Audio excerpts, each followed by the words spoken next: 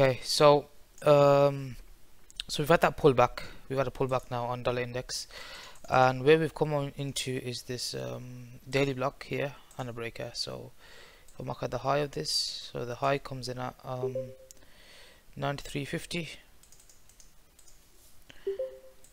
93.50. Okay, let's go to do this. I'm gonna get rid of this. Okay. If you go to the lower time frame, 4 hour, we've also got this breaker here. This up candle to move down, then we push it, it didn't hold as resistance, broke up above it, now it's retested it. Now what I'm waiting for is support here. Okay, if it holds, then I still think we're gonna go to this level here, which is the monthly low here, this candle low here, and confluence it with this resistance level here. So that's still on the table. If this starts to go too deep below this, then I think it's over, and I think it's gonna go lower and probably make new lows. That's what I think is gonna happen. We've got ECB tomorrow, so you know a lot could happen, but I think before a big rip up, this is quite healthy. This stop run here, it's come down, it's filled in a bit of this void in, took out the stops here, and ideally I'd want to start seeing it push up now. Okay, that's dollar index done. Let's move on to the majors. Okay, cable. I mean, you know, the short was nice here all the way down. I was cutting it as long as we went along, and then I just trailed my stop loss just here on the remainder ahead of FOMC. I spoke about this earlier in the live session I did earlier in the day. Okay, so we've got this here. Okay, so this led to the move up, took out these stops. I mean, it's only a 5-minute level, it's not critical, but what I like is the dollar index came to the support level at the same time as this.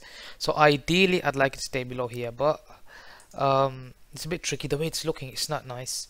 So the way I would play this is if I break below here, then I'd look to use this breaker here to get on board. Okay, but if it starts pushing above here, then I think we're just gonna go higher, and obviously we got a level here, but it just makes more sense to me for it to go lower first. We are finding support in this block here as well, so this could just be consolidation or choppiness before the next drop, or I'm wrong and it probably pushes up. If it starts pushing further, then I'll have to change my bias and take it from there, the way things are looking. So at the moment it's not crystal clear to me, but I'd like to see a breakdown from here, and then still the same target, this low, and then here that will still remain. But I think London tomorrow will be clearer than the flipping ECB. I hate it when it's, but that's that. Okay, euro dollar. Now I spoke about this previously, right? This holding here, it's not closed above this yet, so I still consider that valid until it closes above that. But what's more important is the daily block here. Okay, so if I mark the daily block out here, which is the open, it's at 1.17697, 1.17697. Okay,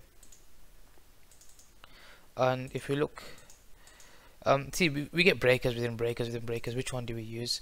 Ideally, the way I like to use them is if it's in confluence with a higher time frame level. So that for me, the higher time frame key level will take precedence over the lower time frames. So the daily will take more precedence over the 4 hour. Okay, I want to see start weakness here. We did come down, we took out these lows once again, but I'm not convinced, man. I still prefer lower prices. It's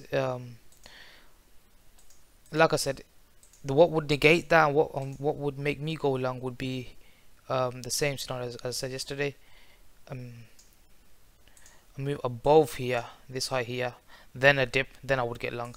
Until that happens, I'm still more on the short side than the long side. And we've got a confluence of this 4 hour what's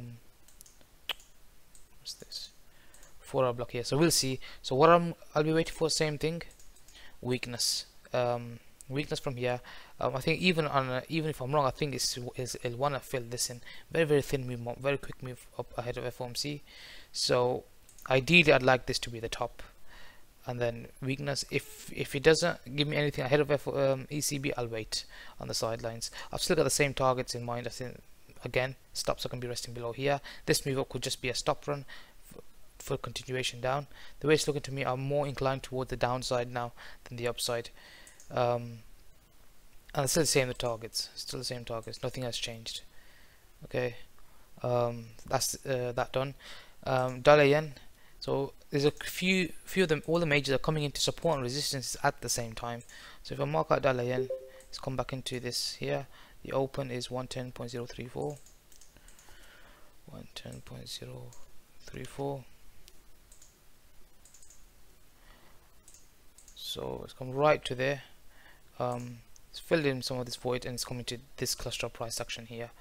Again, ideally, if it's going to continue up, I want to see some bullish price action, and I want to see that supported with the euro weakness, cable weakness, and the targets will still remain the same. I still think this high here is run up. I thought we were going to get that 111.05, but it didn't. It dropped. So we'll see how that goes. I think the best plays are personally short, still cable shorts, but through the crosses. So if we look at pound Aussie, that's just been rolling over nicely, and since it broke out of this range, it's been one way. So I prefer shorting this instead of taking one of the majors on. I'm still want to get on board this. I think the next target is going to be 161.80, then 161.40, and then these lows here. So let's see if we can get some sort of pullback, possibly into here.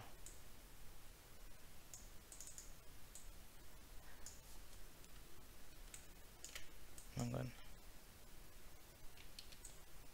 Oh yeah. If I start getting weakness here, then I'll look to short this pair for those targets I've outlined. That's all it is for now. I'm not looking at anything else. I think oil, I think it wants to go lower, take out these lows here, but I'm not really interested in that. Other than that, I'm still waiting for breakdowns. If this gives in, then I'm on the sidelines until something clear comes in, or after ECB. Okay, let me just stop the recording here.